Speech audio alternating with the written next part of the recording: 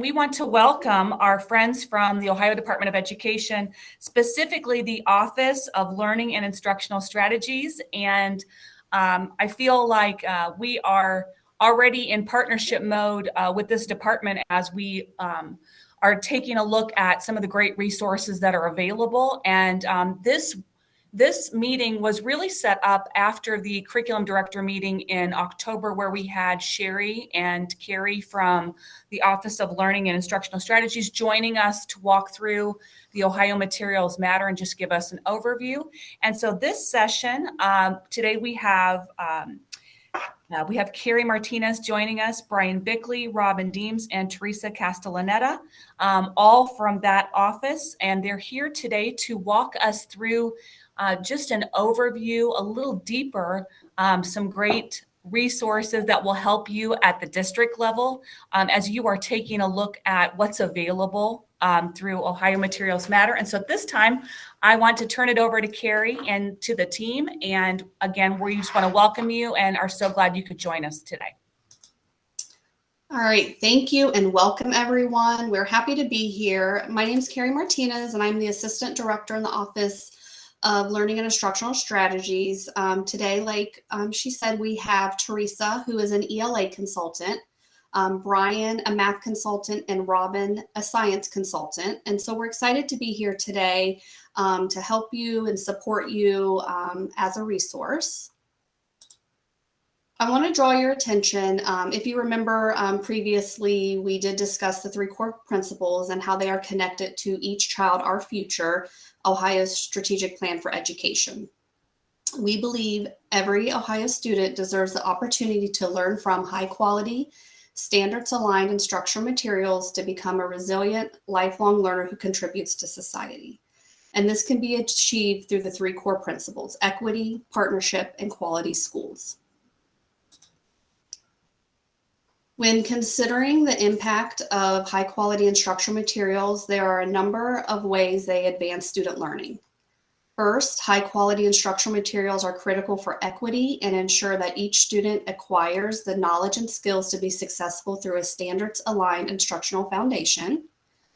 Next, research has found that stronger student learning occurs when educators engaged in job-embedded, sustained professional learning that is grounded in high quality instructional materials. And lastly, high-quality instructional materials act as a common language and platform for engaging all partners and students in educational experience. This past summer, we did release the Ohio Curriculum Support Guide in partnership with instruction partners. The guide supports districts with reviewing, selecting, and adopting implementation and with high-quality instructional materials. Within the guide, there are 3 distinct phases to support the districts. We have phase 1, which is selection. Phase 2 is everything after you know what materials you are using and before the training. And phase 3 begins with training and is the journey through teaching and learning, supports, and continuous improvement. So today, we're going to take some time and we're going to provide you with an overview of each phase while highlighting some can't miss moments. So we're going to dive a little bit deeper into this. And as we walk through each phase, feel free to put questions and comments in the chat, and we'll do our best to answer them through this. If not, we'll reach back out to you specifically with that. So what we're going to do is we are going to go out to the web page that supports the Ohio Curriculum Support Guide. Let me make this a little bit bigger. There we go. And so we encourage you, when you're going through adoption or if you are currently implementing, we encourage you to start reading through the information on the background page. This is going to give you the context you need for why the shift adopting towards high quality instructional materials has become a priority in Ohio. So I'm going to take a few minutes to kind of show you some key resources, and then Teresa, Brian, and Robin are going to go into each phase and highlight some of the areas for you. And as I'm going through, you might see some links in the chat in case you need these as a resource as well. So I want to start with the Launchpad. And within the Launchpad, there are several resources here, and I'm going to select a few, show you what it looks like, and kind of give you some idea of what it is and how it can be used. So the framework, and I know this is small, so let me make it a little bit bigger. The framework outlines all of the phases, the key actions, and the steps for the entire selection, preparation, and teaching in the learning process.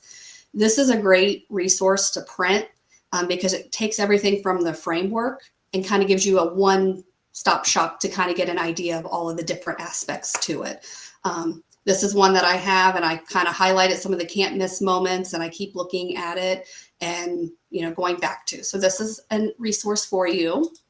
Also, under the launch pad, we have the starting point diagnostic. And this map gives you, guides you through like yes and no questions. And it starts at the very beginning of the process to help you determine where to begin. So if you are in the middle of the implementation, you can kind of see, and it will guide you all the way through where you should be starting and what step you should start at, knowing that not everyone right now currently is in that same starting point. We also have the reflection implementation checklist. And this self-reflection tool, it allows you to look back on all of the work that you've done so far and determine where you might have missed a step or any additional focus. This tool can be most helpful if you've already are currently using materials and you're figuring out where to look to improve your implementation. So this is a great resource, and you'll see again, it has the phases, if it's been implemented, if it's been partially implemented fully, and then any notes that you might need for your team. So this is something that is good to take a look at. And then also within this, you will have the workbook. The workbook, you may have already downloaded it. The workbook's downloadable, and it is designed to be used by the teams going through curriculum adoption and implementation and working through that selection. And it will look into the phases to help you a little bit more.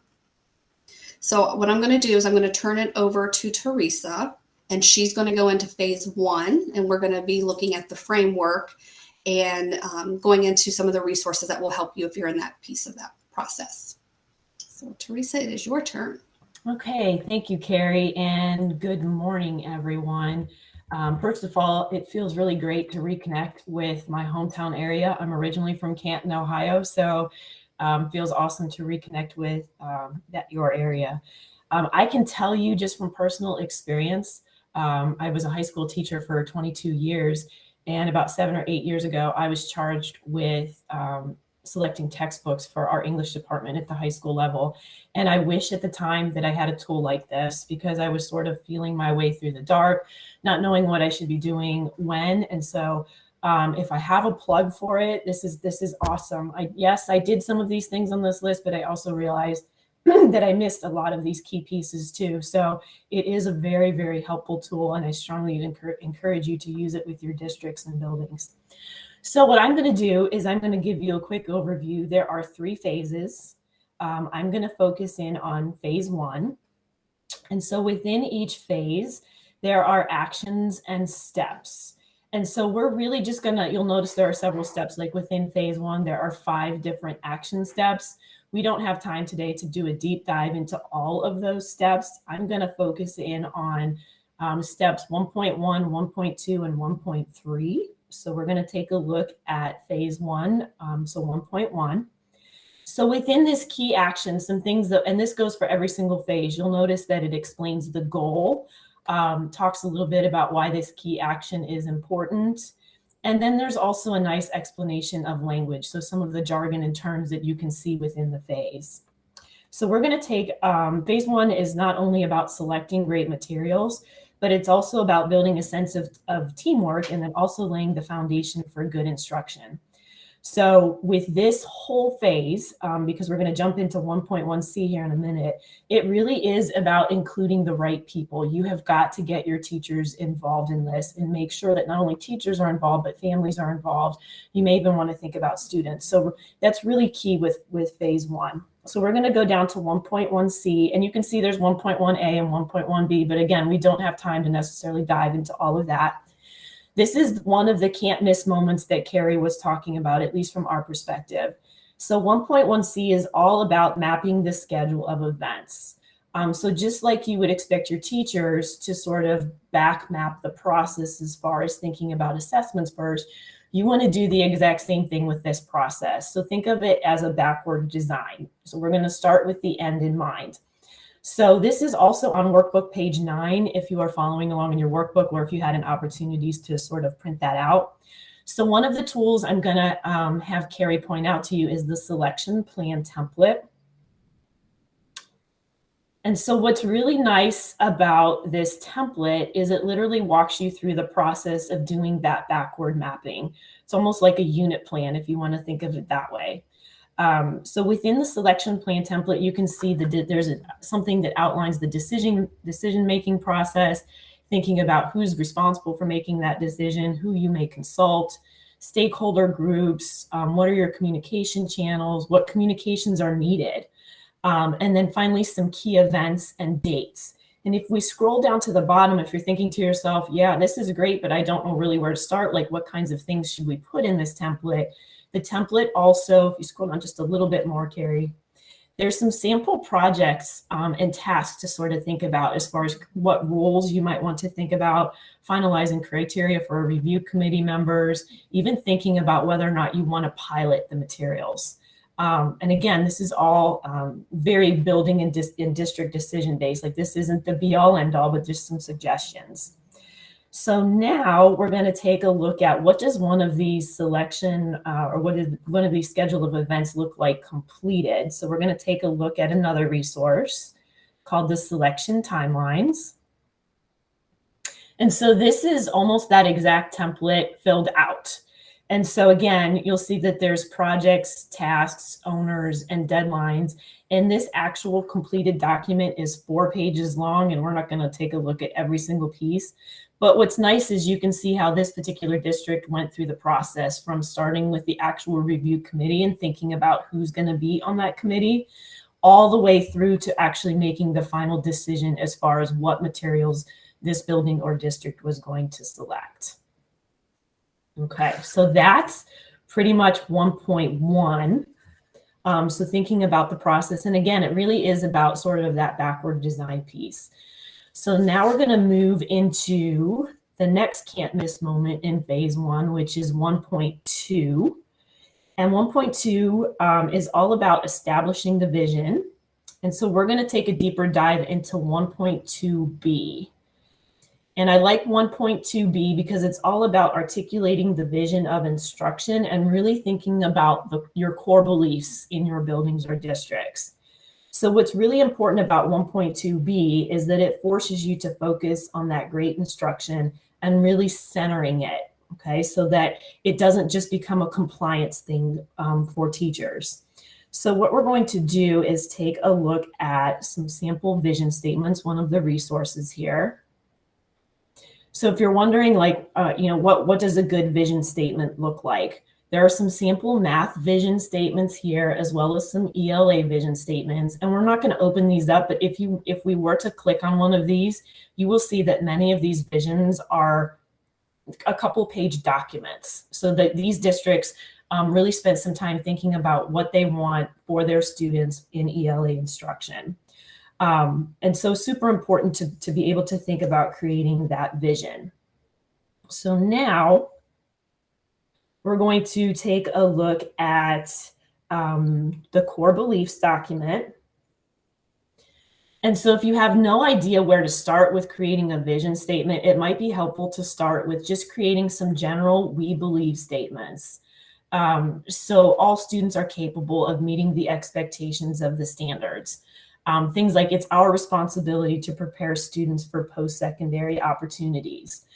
So this is super important, and Robin is going to talk about this in phase 3 as well. But when things get rough with your materials, when teachers are sort of starting to want to fade out and wanting to go back to their old methods of maybe using teachers pay teachers or something like that, you can always go back to these core beliefs in your vision statements and say, yeah, but we all agreed on the fact that our students deserve strong, engaging instruction, right?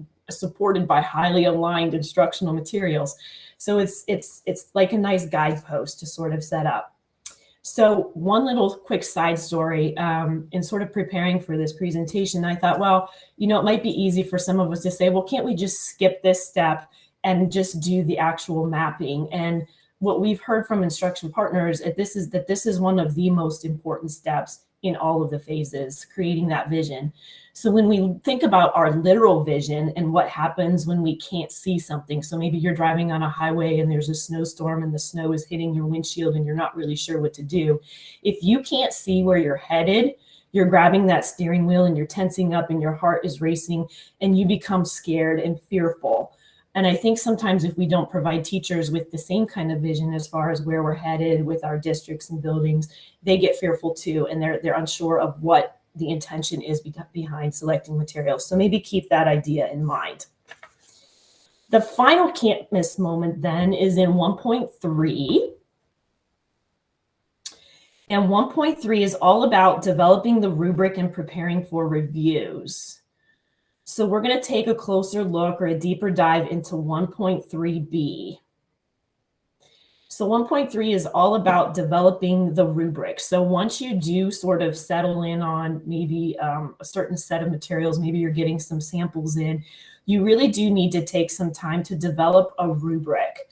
And this is on workbook page 17, if you're following along or if you printed out your rubric, so that everyone who's in your review committee has the same set of look-fors, so that there's some sort of criteria guiding your process. So you'll want to think about what are some non-negotiables, what are some nice to have, what are some things that we care maybe a little bit less about. So really thinking long and hard about what everyone is looking for in that review committee. So we're going to take a look at the curriculum criteria resource. So if you're unsure of where to start in creating a rubric, there are some really awesome questions to consider here. So how will we evaluate alignment? What are we going to think about as far as standards go? What in our instructional vision, and you'll see this in each of the phases, it will consistently go back to that vision. What do we see that we want also in our vision reflected in our materials? What are our community needs? What are our learner needs? What is our capacity? Should we have alignment K-12 with the same set of materials, or does our district, is that not as important for us? So then there are some sample selection, curriculum selection criteria there as well to help guide you in creating a rubric. So the final thing that I will point out within 1.3b, if you're totally lost, and we're not going to open this up because this kind of takes us completely somewhere else, and you need to see a sample rubric just to sort of use as a guide as you create your own rubric, and we're encouraging you to create your own rubric because every district is unique.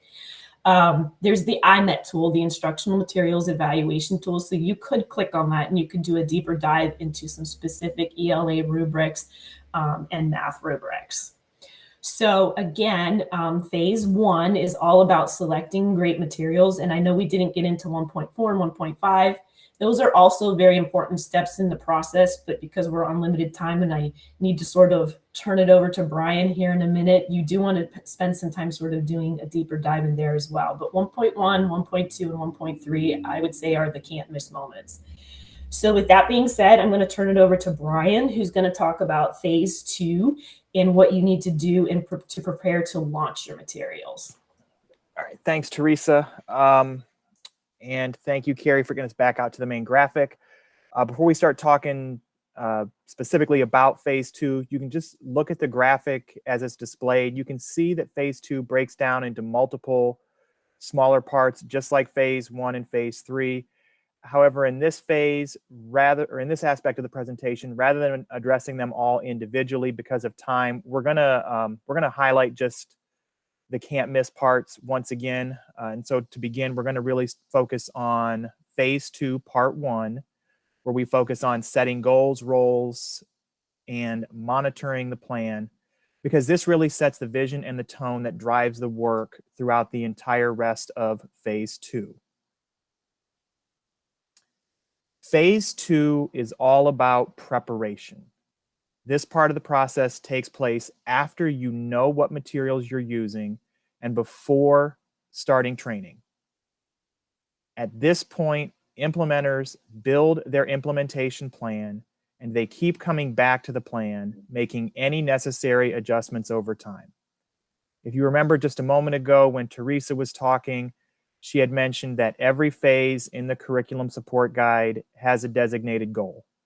In phase 2, it is to set your implementation goals, organize roles and responsibilities, and determine how you will monitor progress, allowing timely opportunities to step back when necessary to adjust your plans.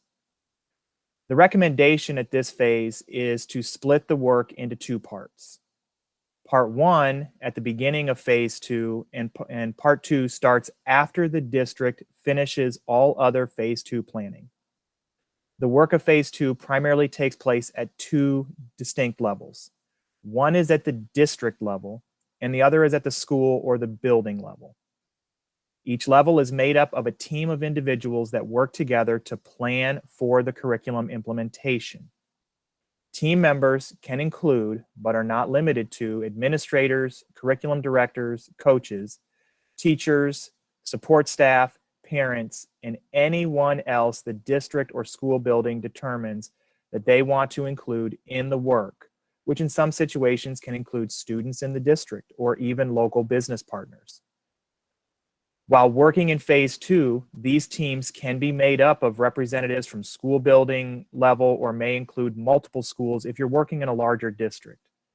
Because the work at the district and school building level isn't always going to be the same, the curriculum support guide provides resources and guidance to support the planning and overall work for both teams. So as you look through phase 2, you are going to see documents that really highlight each role in the process. If you want to view these materials and resources, you'll want to look at the notes and resources throughout phase 2 of the curriculum support guide. As you look through the materials, you will need to make decisions as to which should be used at the school building versus the district level. Naming the team that is responsible for supporting implementation and the goals creates a focus and a clear aim for the implementation effort, making it a can't-miss moment in the phase 2 process. This can't-miss moment is important because it gets the conditions for all the planning and implementation support to follow. Whenever you read the word implementation in the curriculum support guide, we want you to know that it really is being used by the authors to mean all plans for and instructional support associated with the adoption of any new instructional material. Everything the district or school building does in phase 2 can be taken back to this can't miss moment as the district or school building prepares to implement a new instructional material. At this time, Kerry, can you click back to phase 2 as a whole? And we're going to now focus specifically on phase 2, part 4. In this stage, it is all about understanding your current coaching practices, establishing your observation and coaching tools, determining how you will support those responsible for coaching, and organizing the next steps, communicating the plan to your educators. In this part of phase 2, you will need to be thinking about identifying the implementation support team and a leader, mapping out the implementation planning process, drafting the goals for a successful implementation. So thinking about what does it look like at the school building or district level. Revisit and set implementation goals and determine how you will monitor progress. And lastly, you're going to revisit the roles and responsibilities of each of your critical partners and allies and set the plan for implementation. Kerry, can you now click back to phase 2 as a whole? And we're going to look at phase 2, part 5. In part 5 of phase 2, districts begin to understand available training time and current plans. They study the training and professional development resources that come with their instructional materials. They determine the training needs for each group. They determine the plan and prepare the facilitators. They also organize the next steps and communicate their plan to their educators. As districts prepare to implement any new instructional materials, they will want to be mindful of a few things. the available training time required for a new instructional material, and examine the district's current plans for supporting their educators with new materials. Critical questions and aspects that you'll want to be mindful of in Part 5 of Phase 2. You'll want to review any implementation resources and any other training materials associated with your new instructional materials. Determine the training and implementation support each of your various groups of educators need. For example, what do lead teachers, support staff, and school administrators need with the implementation of a new instructional material? Think about who needs training. And once again, thinking about who needing training, your lead teachers, your support staff, school administrators, and so forth. What aspect of the new instructional materials do they need support with? Consider the amount of time each of these groups may need based on their roles with implementation. For example, lead teachers and support staff may require more time than school administrators. Once a plan is written, begin preparing the facilitators for training.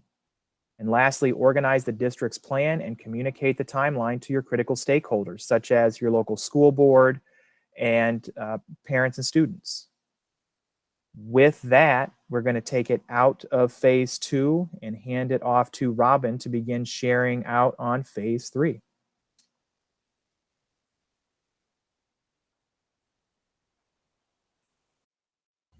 Thank you, Brian.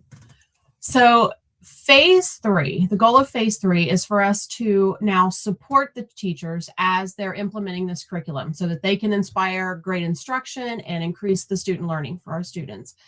At the leadership level, our focus is going to be on listening to the teachers and observing their practice with the goal of continuously improving our teacher support. Phase 3 does not end after our first year of implementation. This is a continuous improvement journey that will continue for the duration that we have this curriculum. So in Phase 1 and in Phase 2, we were planning the work, right? And now is our time to work that plan and then step back and see what's working, and perhaps even more importantly, what is not working for our district and what shifts we need to make. A lot of districts that do implementation put a ton of energy into selecting a curricula and then into the preparation. But once they launch, it's kind of like, okay, we're done. And they don't give as much thought to the follow through and providing the support for the teachers. So in this Phase 3, it really hammers out the importance of making sure that we're taking those frequent step backs and seeing how things are going. If you look at the diagram that it shows us here, oh, actually, Kerry, go back to the main framework page. I want you to see those three supports of teacher, the three pillars of teacher support. We've got the training, and Brian has already talked about how, we want to make sure that those teachers are up to speed with what they're being trained to do, the coaching that's going to come along during this entire process, and even more planning, right? Once we implement, we're really not done planning because there will be things that we're going to need to plan for subsequent years. So within Phase 3, we have the three different steps. So not a ton to do, but again, very important. So if we go into 3.1, that first piece, the first thing that we're going to want to do is go back and revisit that vision that we created all the way back at Key Action 1.2. If you're currently working with a district or you're here representing a district that's already chosen a curriculum and is ready to jump in but has never done a vision plan, take a few moments, get your group together and go back and look at it. You want to have that vision. It needs to be in the very center of everything that you're doing.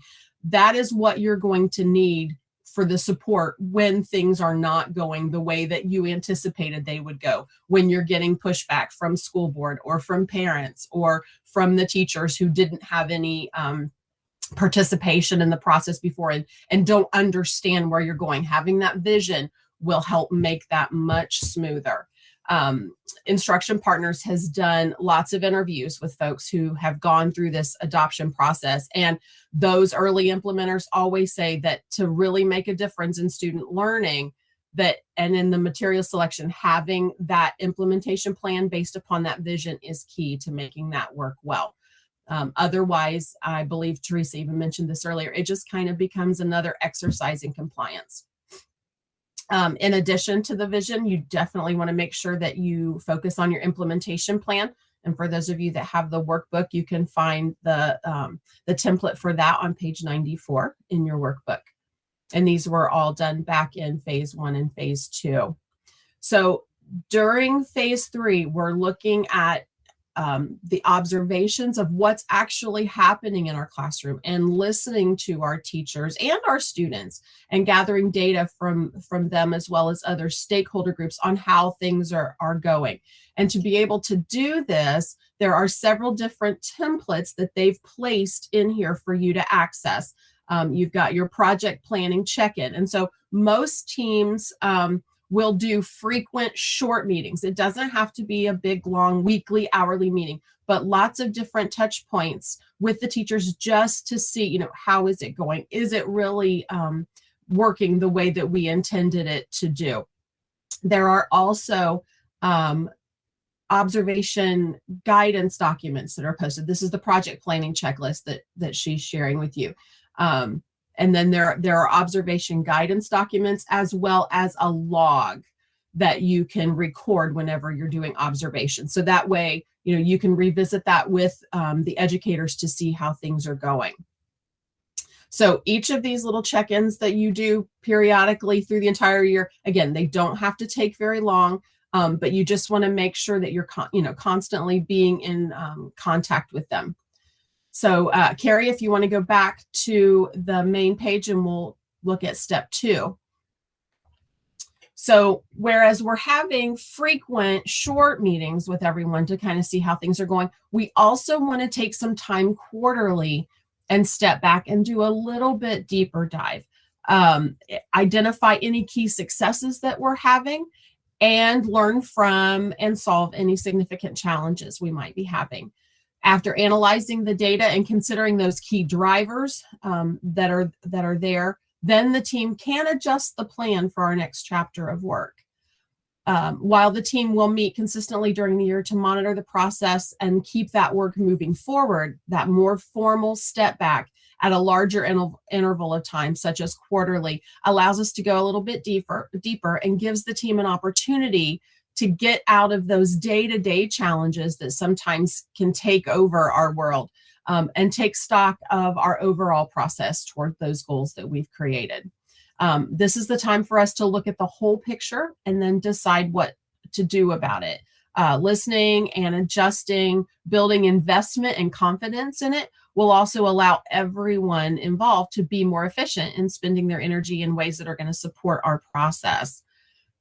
These step backs are best done if they're done quarterly, and there are tools in here that you can use. There's a quarterly step back agenda. There are data gathering templates for you to use. There are even sample emails that you can send out to your stakeholders.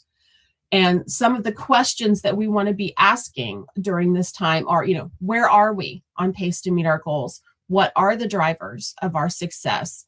How can we celebrate those successes? A lot of times we kind of get into the day-to-day of just using the new curriculum, and there are amazing things going on, and we want to celebrate that. We want to encourage the energy that folks are putting toward that. If there are places that we're off track, where are those, and what perhaps is holding us back from meeting those goals? Now, the first couple of quarters that you do this, you may come up with a ton of things that you think need to be addressed. And sometimes we're so eager to fix everything at once and we try to do it all at once. But we encourage you to just choose 2 or 3 and focus on those. Definitely keep the running list of any challenges that you're having, but don't try to fix everything all at once. Just pick a few things and work on those. And then when you come back for the next quarterly, you can look at new things. What Sherry is showing us now, this is also found in step 2. These are the examples of mid-year adjustments. It's not a problem if we need to change some.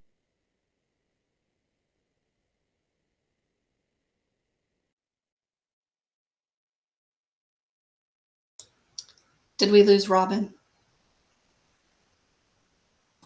I think we did. Okay. Robin, we lost you for a minute. Okay, I just saw that pop up on my screen. All right. Okay.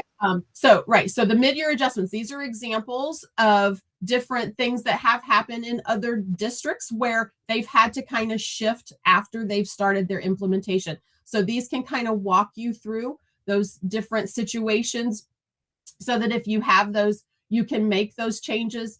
And then if there are changes that are made, we want to make sure that we are communicating those to all of our stakeholders. Because when folks know the plan, they're going to be a lot more comfortable and it's going to be a lot easier on them. So we just want to make sure that we are communicating that to them. If we adjust, make sure you go back to the implementation plan that you created and make those adjustments on the plan as well. So that way you'll always have a current record of how you're doing it. But even if there are areas that need to be tweaked, there are always going to be some bright spots, and we want to make sure that we are leveraging those bright spots as well. And then, Kerry, if you want to go back to the main one, then step 3 is just looking at this process at the end of the year. And there is several examples of guidance materials on how to do that end of year step back, how to gather data. There are templates for gathering that data, even agendas for the actual annual meeting. Now, some of those quarterly step backs that we talked about, some folks like to look at each of their stakeholder groups individually and have lots of smaller meetings with the different stakeholder groups. In other districts, it may be a small district and you might be able to do, one all together. That is entirely up to you. These guidance documents will still help you with that either way. But at the end of the year, you want to look back, how has it gone? What went really well? Who were your champions that had really stepped up? What teachers just kind of took the curriculum, made it their own, and really powered through? And note those folks, because as you're starting to do your planning for your next year of implementation, they'll be the ones that you want to have help you with that process as you've been through this. And as you go through that end of the year, just like you did with the quarterly step backs, you want to make sure that you are communicating that to all of your stakeholders. There are also guidance documents in here for how to celebrate, how to share that with the folks in your district, not just the teams in the buildings getting it done, but how to share this with your parents and the other stakeholders in the community of the great things that are happening. But then lastly, remember that phase 3 is not done at the end of that first year of implementation. This is something that you want to continue doing the entire time that you're using this curriculum, because as different situations arrives, there will be things that may need to be tweaked, and that is okay, right? Our districts are growing, and so we want to make sure that our plan continues to grow along with them, but always making sure that we go back to those vision statements that we made at the very beginning to make sure that we're on track. If there are different common challenges that some districts have had, and in the Launchpad, so Kerry, can you go to the Launchpad for us? There is a solutions to common challenges document that you can look at that will kind of give you a starting point where if you happen to be having this challenge, you can go ahead and start looking to see what you want to do to kind of address that. And most of the resource documents that we have shared that you can access through your framework, but they are also all underneath the resources tab, which is on that main page of the support guide, but yeah, between the workbook and vignettes. So there are several different places that you can access these documents. And with that, I will turn it back to Kerry. All right. Thank you, Robin. So we understand that this is a lot to unpack and there are many resources within this website. So we wanted to take the opportunity to look at phase 1, phase 2, and phase 3 a little bit in more detail and provide those can't miss moments. And so we, hope that you found this beneficial and as a starting point for the curriculum support guide and where you may start within your district. And I want to highlight for you those can't miss moments if you want to take note of them, if you didn't catch them. So within phase 1 of selecting materials, the can't miss moment is really establishing the vision of excellent instruction. That vision is very key. And I think we heard Teresa say that multiple times, and Brian referring to it, and Robin referring to it. Within phase 2, the can't miss moment is really setting your goals, your roles, and your monitoring plan. It is also determining the expectations for the use and the plan for the collaborative planning. And then determining the plan for training teachers and leaders. And then the can't miss moment in phase 3 is the annual reset. We understand that all of these can't miss moments are important, but please don't forget the impact of all of the other key action steps and the resources that you have available to you. So we wanted to highlight those. We wanted to take a few minutes in the chat. If you could drop in there what excites you about this work and what excites you about the curriculum support guide as a tool. Is there something that you saw that you're like, yes, I can take this back and do this tomorrow? Is there something that you want to learn more about, and how you might plan to use this resource in your next steps? So if you could just kind of put in the chat, that'll be great information for us, so we can learn more about what you're thinking and what you're liking, and also how we can adjust and provide additional resources and support to ESCs and school districts as well. So what excites you about this work? How can you use this resource, and maybe what's your next step? And even if you're going through adoption, you could put in there, like, we're going through adoption in science, math, or ELA, or whatever subject area it is, because Robin, Teresa, and Brian can support you if you're going through a curriculum adoption in those content areas. So here in a couple seconds, I'll have Teresa, Brian, and Robin put in their email for you, so you can reach out directly to them. You can also reach out to myself. We're here as a support. So I see Joanne, the use of the vision statement is important for parents and community to understand, educating the whole child. Yes, we totally agree. I've been recently, my previous role before coming back to ODE, I was administrator in an elementary school, and we were going through curriculum adoption, and I can look back and say, wow, what impact we would have had if we had that vision. So that I definitely agree with that for there. So I want to show you another resource that we have available to you.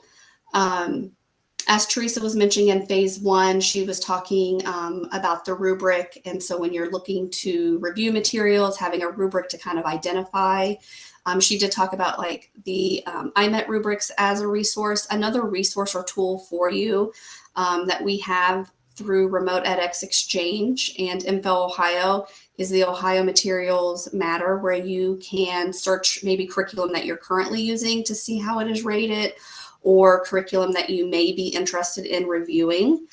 This shows an example. What you would do here, you would put in, you could put in just the curriculum itself, or you can look at it by grade level or subject area. And what that's going to do is there's gateways. They're going to show you the alignment, the usability. It'll show you the publisher, just to give you another tool to help you in that reviewing process. But again, that rubric that you create with that team is going to be very important to make sure that you're meeting the needs of your district and your students. Also, we do have a webpage, Ohio Materials Matter, so you can find it on our website at education.ohio.gov by doing a keyword search for Ohio Materials Matter. Here is an email that you can get in contact with us, but again, you can reach out directly to us. And then also, if you were able to attend the 5-part webinar series that Instruction Partners co-hosted with us, those recordings and all of the presentation materials are available on this website. So you can see or go back and review it if you weren't able to attend. This is also a great tool. Within the webinar series, there's an overview, but then they go more specifically within each phase to get you some of that information as well. And you'll see the presentations are there and any documents. So that's another great tool for you. Let me see if I'm missing anything. And then I'm looking at the chat. I think everyone's got the chat going, so I appreciate that. So we thank you for your time, and we have, a few minutes. If anyone has questions, we're happy to help answer those or provide you in the resources. But if not, I will hand it back over to Janelle, and she can close us out. All right, thanks so much. I appreciate all the information that you shared.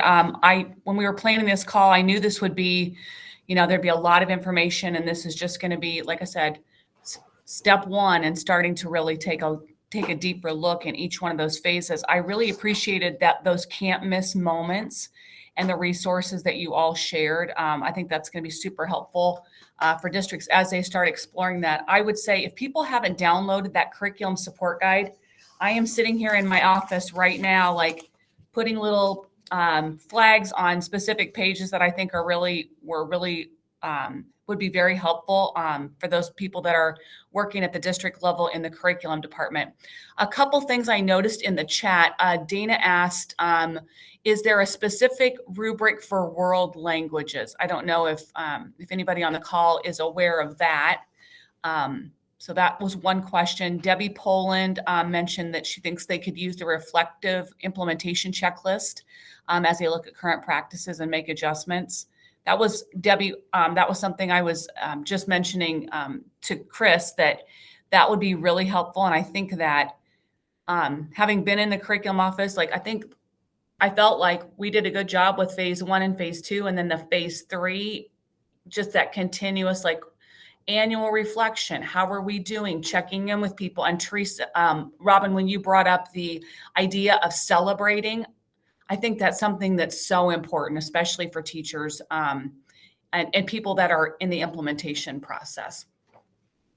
So going back to the rubric, I kind of just tried to capture a lot of things that were mentioned. Any idea about the world languages rubric? What I would say is, it was Dana, correct, that asked that? Yes. Mm-hmm. I can send her a follow-up email.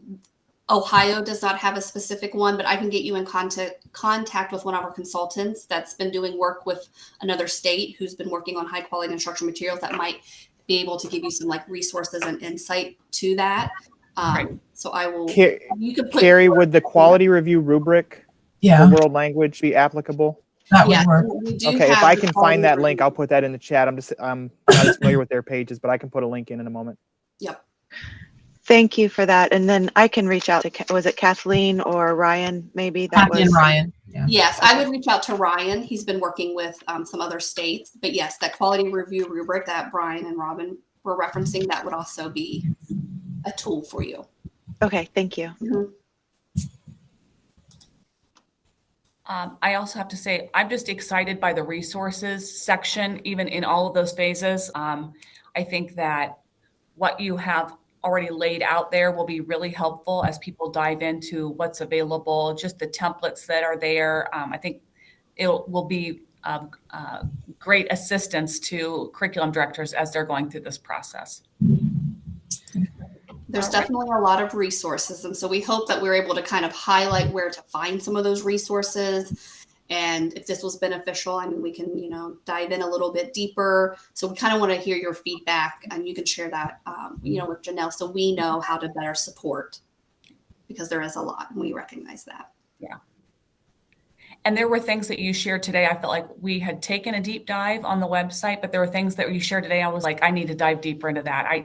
I wasn't familiar with it. So I just appreciated the time that you took to walk us through things. And I think as we learn and grow, we're all going to get a little bit more familiar with all the resources that are available. But anyone else on the call have anything they want to pop in the chat at this time, feel free to do so.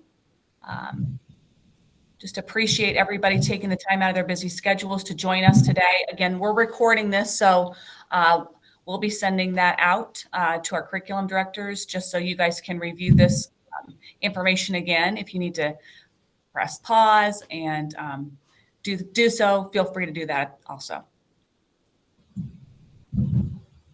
All right.